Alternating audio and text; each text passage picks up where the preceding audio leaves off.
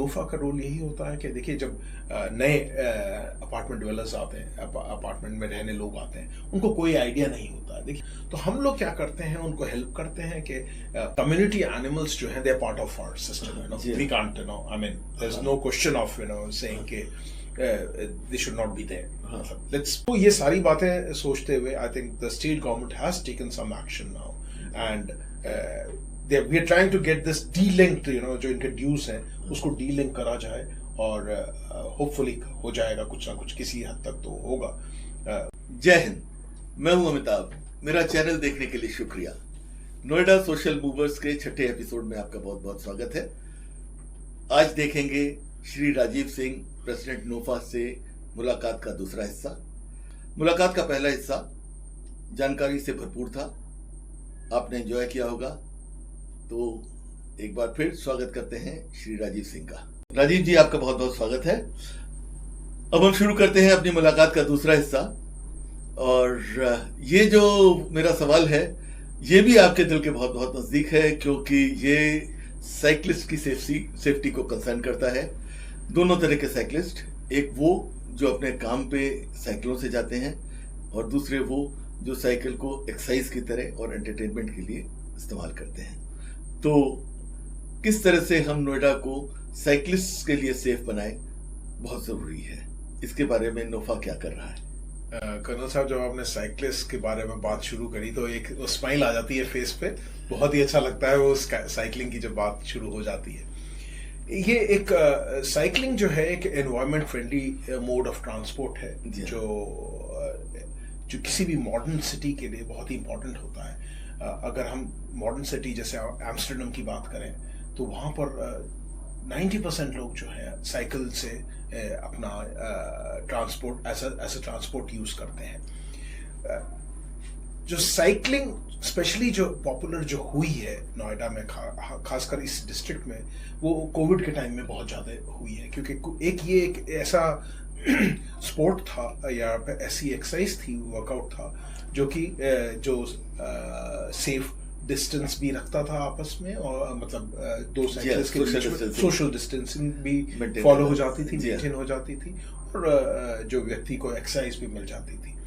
Now अब बात ये हो जाती है कि जैसे जैसे पॉपुलर हुआ, आई रिमेम्बर जब हमने शुरू किया था, I mean again I have been cycling for almost 7 years now, and when we started cycling there were hardly any, I mean 100 or 200 cyclists or maybe 300 cyclists in the district, but आज की date में काफी बढ़ गए। हालांकि इसके जो main users cycling के हैं, जो इंडस्ट्रियल वर्कर्स हैं for example, they are more than 10,000 20,000 Noida में जो रोज सुबह अपने काम पे जाते हैं। तो अब बात ये आ जाती है कि if we want to make an environment friendly township, we need to have safe cycling zones also. जब हम साइकिलिंग की सेफ्टी की बात करते हैं, I imagine a concept where अगर कोई लेडी सुबह साइकिलिंग पे जा रही हैं 5 बजे, तो she should be completely safe, both law and order wise भी, जो मतलब जो क्रिमिनल एक्टिविटीज होती है वो भी नहीं होनी चाहिए, और road safety traffic wise also. So ये तो हमारे रिक्रिएशनल साइकिलिस्ट के बारे में हुआ। और बाकी ये है कि I feel there should be dedicated tracks, dedicated tracks बननी चाहिए साइकिलिस्ट के लिए, और जिससे कि वो सेफ फील करें। सेफ साइकिलिंग बहुत जरूरी है, और उसकी कनेक्टिविटी अगर हमारे मेट्रोज के साथ हो जाए तो लोग अपने स्कूटर्स मोटरसाइकिल्स को छोड़ के मेट्रो का भी इस्तेमाल ज्यादा करेंगे, जो इटसेल्फ एनवायरनमेंट को इम्प्रूव करेगा। चलिए, हम जानना चाहते हैं कि नोफा किस तरह से मदद करता है जो नए अपार्टमेंट ओनर एसोसिएशंस बनते हैं, उनको एस्टैब्लिश होने में, उनके गाइडलाइंस फ्रेम करने में, या उनके इलेक्शंस में किस तरह से आप उनको गाइड करते हैं? Again, I mean, it's a very valid question which you have raised, Colonel Amitabh, कि हमारे यहाँ क्या है कि जब एक अपार्टमेंट एसोसिएशन या अपार्टमेंट बनता है, वहाँ पर जो होता है बिल्डर शुरू में बिल्डर या डेवलपर जिसको बोलते हैं हम लोग, वो उसके हाथ में सारी चीज़ें होती हैं, सारी उसकी मेंटेनेंस वगैरह जो होती है। तो as per UP apartment act जो है कि 1 साल के बाद 1 साल के अंदर अंदर जो है 1 साल के लगभग, तो बिल्डर की एक ड्यूटी होती है, एक रिस्पॉन्सिबिलिटी होती है कि वो अपार्टमेंट ओनर्स एसोसिएशन बनाए। बहुत से लोग बोलते हैं why doesn't a builder take it over, builder ही क्यों नहीं चलाता है सोसाइटी। तो देखिए, एक इसमें ये है कि जब अपार्टमेंट ओनर्स जो चाहते हैं, they should be governed by apartment owners, not the builder. Somebody else should not be governing. अच्छा, बिल्डर का सबसे बड़ा जो काम होता है, it's profit making out of the entire system. और now once you make an AOA का काम हो जाता है उसको रैशनलाइज करना, जो मेंटेनेंस चार्जेस वगैरह होते हैं, जिससे कि जितने भी लोग रह रहे हैं वहां पर दे बिकम वो ठीक से रह सके, and they are more accountable to the people. Now इसमें ये हो जाता है कि जैसे कि हमारा रोल क्या है एज अ फेडरेशन, नोफा का रोल क्या हो जाता है कि नोफा का रोल यही होता है कि देखिए, जब नए अपार्टमेंट डेवलपर्स आते हैं, अपार्टमेंट में रहने लोग आते हैं, उनको कोई आइडिया नहीं होता है। देखिए, तो हम लोग क्या करते हैं, उनको हेल्प करते हैं कि उनको सबसे पहला काम है यूपी अपार्टमेंट एक्ट क्या कहता है, वो अवेयरनेस क्रिएट करना लोगों में बहुत जरूरत है। यूपी अपार्टमेंट एक्ट क्या है? यूपी अपार्टमेंट एक्ट ये है how to run an apartment society को। क्या होता है कि जो बिल्डर है वो अपना फॉर एग्जांपल इलेक्ट्रिकल चार्जेस हैं या वाटर चार्जेस हैं, वो इस तरह से कभी वो आपको आपकी जो फाइनेंशियल स्टेटमेंट्स बोलते हैं वो कभी शेयर नहीं करता है बिल्डर, रेयरली शेयर करता है। अगर शेयर भी करता है तो मैनिपुलेटेड होती है वो। तो दैट एक सोसाइटी में कितनी बैकअप पावर है। फॉर एग्जांपल जब हम बैकअप की बात करते हैं या वाटर की बात करते हैं, तो उसने कितनी क्या होता है, builders definitely they cut corners to save money. और वो पूरी चीज जब शुरू में इनिशियली लेते हैं, फॉर एग्जांपल डीजी सेट्स हैं, वो उतनी कैपेसिटी के लगाते नहीं है कि पूरी सोसाइटी जो है जब फुल हो जाएगी, अगर 2000 लोग आ रहे हैं एक सोसाइटी में, वो उसको कैपेबल होगा भी कि नहीं डीजी सेट्स हो। लेकिन वो जब तो ये चीजें जो है एओएस को पता होनी चाहिए। हम उनको अक्सर ये बोलते हैं कि मतलब आपको क्या प्रॉमिस करा गया था, पहले आपको वो पता होना चाहिए। वो भी नहीं पता होता है कई बार जो अपार्टमेंट ओनर्स होते हैं उनको। उसके लिए हम बोलते हैं कि go to the Noida authority and just try to file a maybe RTI वगैरह करें, और क्या उन्होंने क्या प्रॉमिस किया था, are they being handed over to the उनको जो अपार्टमेंट ओनर्स को हैंड ओवर करा जा रहा है कि नहीं, वो चीजें। तो ये सारी चीजें हैं जो हम लोग उनको हेल्प करते हैं। We have made document also.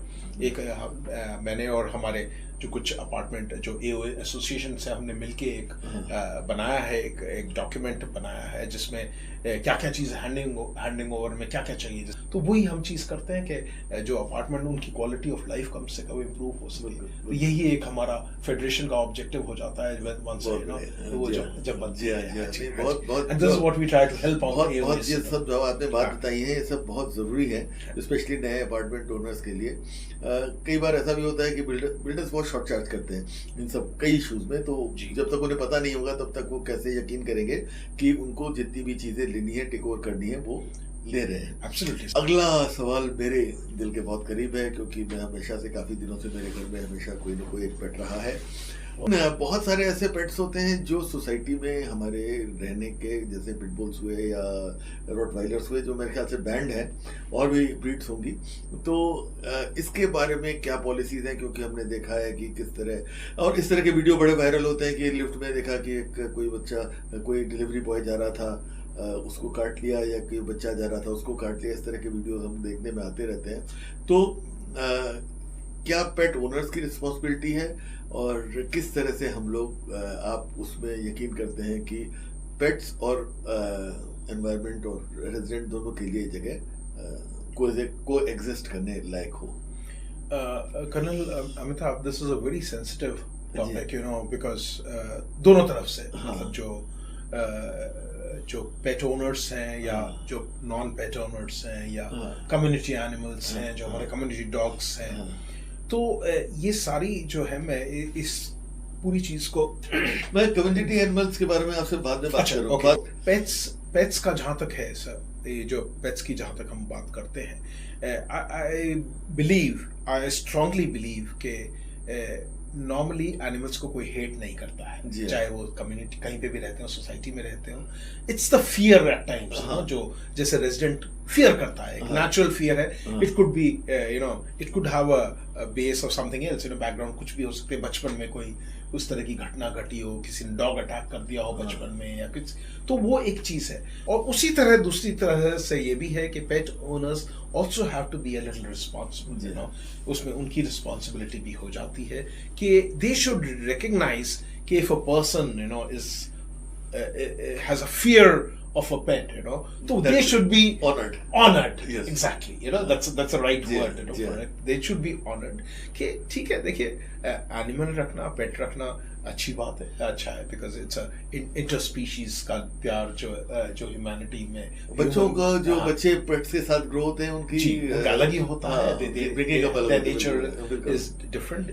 In fact, exactly, it reminds me when my first daughter was born, and that the same day I had got a pet, for her also. We एक साथ ही हम लोग, वो बड़ी हुई है इसके, and they have a different attitude towards pets. And I've always had pets, at my home also, पूरी लाइफ में. लेकिन अभी थोड़ा सा ये हो गया है मेरे को, जैसे अपार्टमेंट में बड़ा डॉग रखना थोड़ा सा, I feel it's not a very, it's not justice to the, it's not neither good for the animal, neither good for the animal, not for the, बल्कि उनके लिए ज्यादा, हाँ, उनके. तो I feel the pet owners have to be sensitive towards people who are scared of the from the dogs, from कोई किसी भी उसके लिए, मतलब मैं I strongly believe के वो they don't hate pets, but they are scared of pets.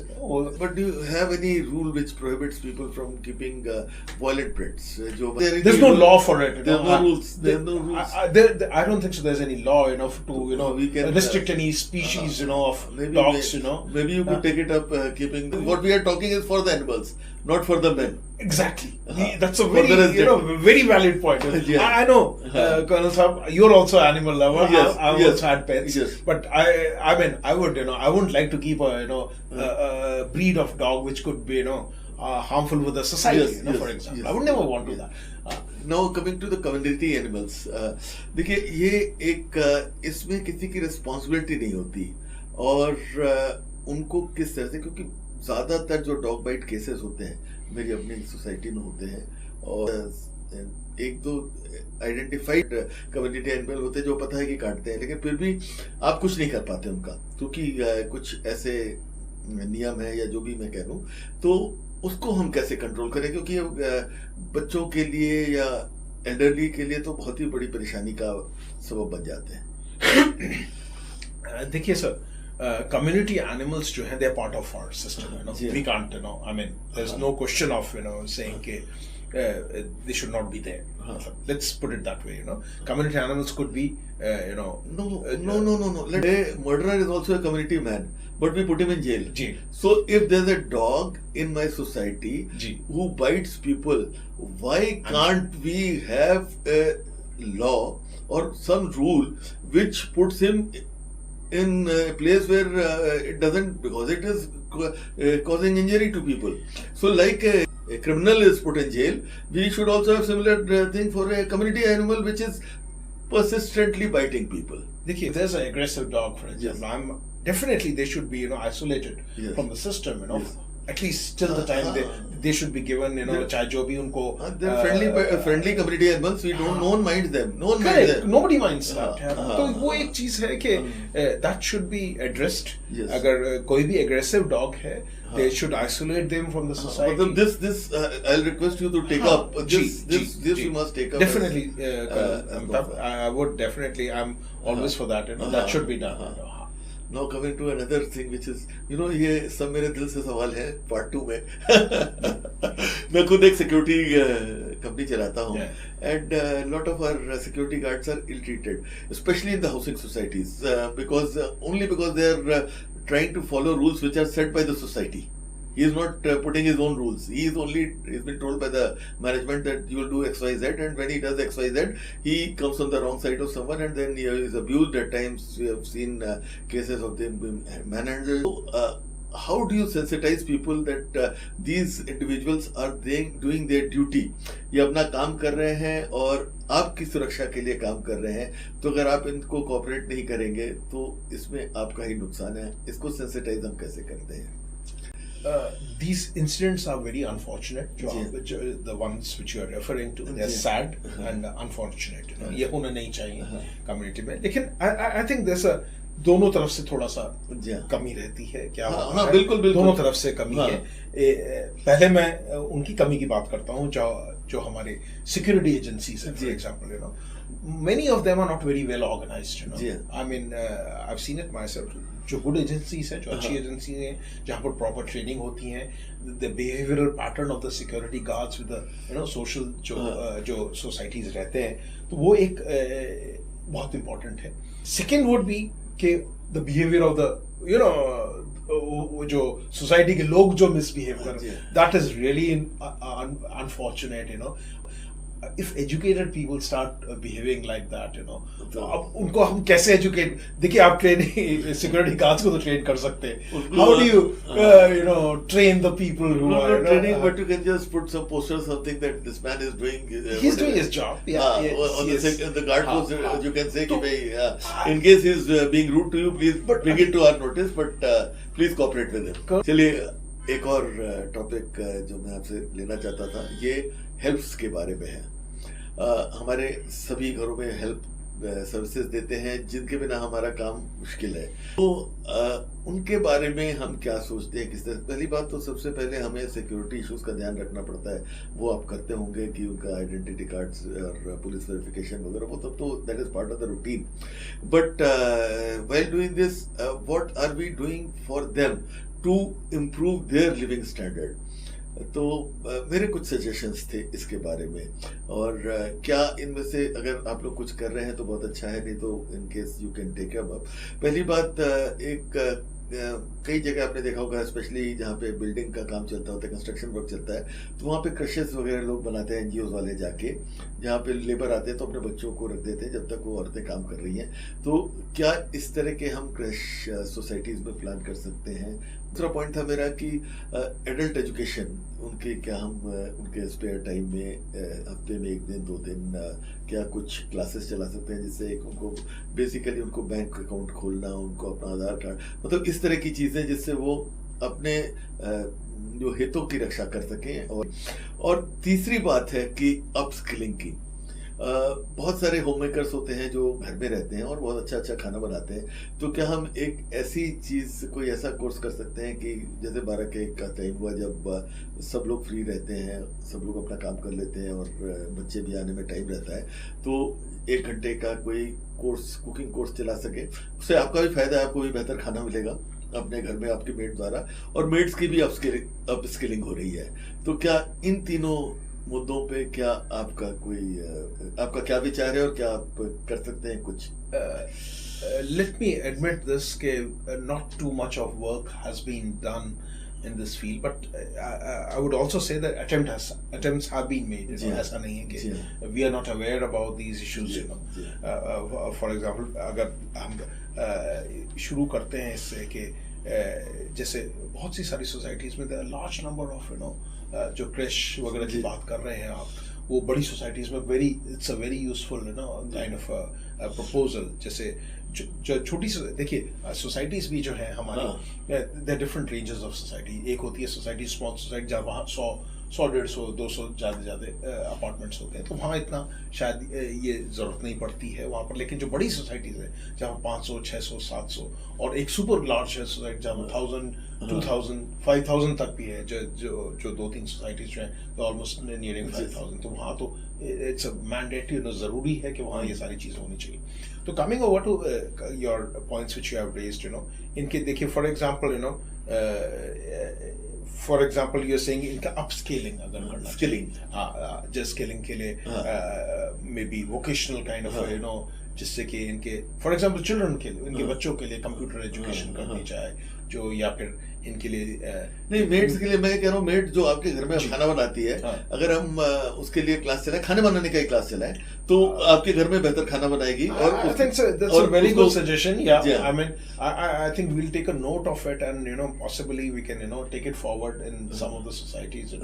हाँ, मतलब एक सोसाइटी से शुरू करें। अगर आप चाहें तो मेरा एनजीओ उसमें आपके साथ एक सोसाइटी में हम शुरुआत कर सकते हैं। I am very happy to join such a venture, because जब हम बात करते हैं कि quality of life of high-rise dwellers, we need to talk about quality of life of the people who are working over there also, just जो maids और एक और छोटी सी बात है, I hope there are some measures to ensure that there is no child labor in any I 100% agree with you, sir. उसमें ये बहुत जरूरी है कि वैसे तो नहीं होता, लेकिन but yeah, I would not. And there are maids who come from Jharkhand and other areas, and they are treated very shabbily by some people. And we have seen cases. There have been media news about it. Media में भी but ये बहुत जरूरी है कि अगर कहीं लगे कि किसी नौकर की किसी हेल्प की अब्यूज किया जा रहा है, sorry for using this word नौकर, if a help is being abused, and we need to take strict measures. देखिए, as a federation our role is to sensitize AOS about it. AOS को sensitize करते रहे। आप तो गंगोत्री हैं, आपसे ही गंगा बहेगी, तो आप जब कहेंगे AOS को sensitize करें। In fact, there was a recent case of sexual abuse also, so those are one odd case maybe, but there could be more, which we are not aware about. तो वो है चीजें, वो possible है, तो वो भी एक मुद्दा है, कि इस तरह की चीजें, social issues। एक और मुद्दा, मतलब ये मैं अपनी तरफ से बता रहा हूँ, मेरे लगते कंसर्न। और एक मुझे लगता है कि इनकी हम लोग अगर कोई इंश्योरेंस पॉलिसी करें, आप जैसे वर्कमैन कंपनसेशन एक्ट होता है, उसमें हम लोग इंश्योरेंस करते हैं, इसके प्रीमियम बहुत ही कम होते हैं। It will come to less than 50 rupees per head per month. Vidit अगर आप इस तरह की जानकारी लोगों को भेजें, बहुत सारे लोग हैं, क्योंकि मैं जब आपसे बात होनी थी तो मैं पूरी जानकारी नहीं ले पाया इसके बारे में, लेकिन जहाँ तक मुझे बताया गया है, मैंने एक इंश्योरेंस ब्रोकर से बात की थी, उन्होंने कहा इनको हम वर्कमैन कंपनसेशन एक्ट के अंडर कवर कर सकते हैं। In fact, some societies have already taken this step, and they are doing it. But I think it should come as a law also. Yes. UP Apartment Act में इसको additional होना चाहिए कि जो काम कर रहे हैं उनको, आपको जिसको आप पास दे रहे हैं उसको वर्कमैन कंपनसेशन एक्ट में करना चाहिए। देखिए, it's a very valid point, and I think I'll take a serious note of it, and I'll definitely try on my personal level also, तो ये definitely will I'll take a note of this, and we'll try to take it forward. तो अगला मुद्दा है, बहुत सारी नोएडा में societies हैं जो बन रही हैं, और अधूरी सोसाइटीज हमको बहुत दिखती हैं। क्या आप लोग उनकी मदद करते हैं? वैसे तो वो आपके एसोसिएशन का पार्ट नहीं हो सकते, लेकिन ऑन मॉरल ग्राउंड्स क्या आप लोग उनकी मदद करते हैं? क्या उनको गाइड करते हैं? उनकी आवाज उन लोगों तक पहुंचाने में मदद करते हैं जहाँ पे उनकी आवाज सुनी जाए? There's been a legacy of issues, which has, ये for last 10 years, ये जो registry का issue है, last 10 years हो गए हैं almost इसको, and it's very sad and unfortunate for the people who have been, जो वही again we repeat those words, कि पूरी जमा पूंजी पूरी जिंदगी के लगा के बैठे हुए हैं, रजिस्ट्री हो नहीं पा रही है। We have, as a federation, what we can do is whatever we have done, we have raised the issues right up to the CM level. Yogi ji से हम मिले थे थोड़े दिन पहले, उनको ये इशू भी करा है, रेज किया है कि देखिए मेन इशू इसी वजह से आया हुआ है क्योंकि बिल्डर्स हैव सम जो उनके जो ड्यूज हैं उन्होंने नोएडा अथॉरिटी को नहीं दिए हैं, एंड ये सिचुएशन क्यों आई? Because of the policy, because of the wrong policies which were there. तो and there is no fault of the home buyer, उसमें कोई दोष नहीं है, पिससे जा रहे हैं होम बायर्स। तो ये सारी बातें सोचते हुए I think the state government has taken some action now, and we are trying to get this delinked, जो इनके ड्यूज हैं उसको डीलिंक करा जाए, और होपफुली हो जाएगा कुछ ना कुछ, किसी हद तक तो होगा। उनका कहना यही हो जाता है कि गवर्नमेंट कैसे लॉसेस बेयर करे क्योंकि जो बिल्डर ने डेवलपमेंट ने नहीं दिए हैं। But again there has to be a compromise somewhere, and you can't. We've been trying to talk it out with the political representatives of this township, जो हमारे MLAs हैं या MPs हैं या तो पॉलिटिकल सिस्टम से हम पूरा उसको एस्केलेट कर चुके हैं पूरी लेवल तक, एंड होपिंग that कुछ ना कुछ सोल्यूशन निकलेगा। I'm still positive about it, you know? अभी उम्मीद नहीं छोड़ी है, उम्मीद खत्म नहीं हुई है, और उम्मीद खत्म होनी भी नहीं चाहिए, क्योंकि अगर हमें उम्मीद ही नहीं रहेगी तो फिर जीना बड़ा मुश्किल हो जाता है। राजीव जी, आपसे मिलकर बहुत अच्छा लगा। I want to compliment you for the great work that NOFA is doing, you and your team must continue, क्योंकि जो आपने इश्यूज एड्रेस किए, जो हमको बताया, आपने पहले भी हम जानते हैं, लेकिन जो हमारे दर्शकों ने सुना होगा और देखा है, तो आपकी गुडविल और आपकी तारीफ बढ़ेगी और इसी तरह आप अच्छा काम करते रहिए। हमारी शुभकामनाएं नोफा के लिए, आपके लिए, आपके परिवार के लिए। बहुत अच्छा लगा आपसे मिलकर। Thank you so much sir. लेकिन सबसे पहले मतलब आपका तो शुक्रिया है ही, मैं बोलना चाहूँगा आपने इनवाइट किया, लेकिन मैं अपने जो मेरे मेंबर्स हैं उनको मैं शुक्रिया अदा कर, बिकॉज जो भी काम हुआ है उनके, हमारे प्रोफेसर राजेश सहाय जी हैं, और हमारे वाइस प्रेसिडेंट हैं सचिन गोयल हैं, फिर हमारे और जो मेंबर्स हैं जैसे पुनीत शर्मा जी हैं, और हमारी लेडी मेंबर्स हैं, रमिता जी हैं, और निशा जी हैं, और बहुत सारे मेंबर्स हैं। मैं सॉरी अगर मैं उनका नाम नहीं ले पा रहा हूँ, लेकिन ये मैं 100% बोल रहा हूँ, ये मेरा अकेला योगदान नहीं है, टीम वर्क है, टीम वर्क है। ये जो कोई भी बड़ा काम एक टीम वर्क से ही होता है, लेकिन फाइनली वो रोहित शर्मा को क्रेडिट मिलता है जीतने के लिए। Finally it is the captain who takes the flag, and I am thankful to my board members, जितने बोर्ड मेंबर्स हैं, जितने हमारे अपार्टमेंट ओनर्स एसोसिएशन के मेंबर्स हैं, लगभग हमारे पास 70 सोसाइटीज है हमारे साथ, जो उनका जो समर्थन मिलता है वही हमारी शक्ति है, और उन्हीं की वजह से हम लोग ये सब काम कार्य कर पाते हैं। बहुत बहुत धन्यवाद सर, बहुत अच्छा लगा आपसे मिलके, और उम्मीद है आप इसी तरह आगे अपना काम करते रहेंगे। बहुत बहुत धन्यवाद, थैंक यू सो मच। यहाँ पे हमारा 6वां एपिसोड समाप्त होता है। ये 5वां और 6वां एपिसोड जो आपने देखा, ज्यादातर लोग आप लोग किसी न किसी हाई राइज सोसाइटी या सोसाइटी में रहते होंगे, और ये सब आपके दिल के छूने वाले विषय हैं जो हमने डिस्कस किए हैं, और बहुत अच्छा लगता है कि राजीव जी और उनके टीम इतना अच्छा काम कर रही है, उसके लिए बहुत बहुत शुभकामनाएं। अगले सप्ताह आपसे फिर मुलाकात होगी एक नए गेस्ट के साथ, तो मिलते हैं अगले मंगलवार शाम 5 बजे। जय हिंद। नमस्कार, मैं पद्मिनी कुमार नोएडा सोशल मूवर्स के 7वें एपिसोड में मंगलवार शाम सितंबर 5 बजे आपसे मुलाकात होंगी।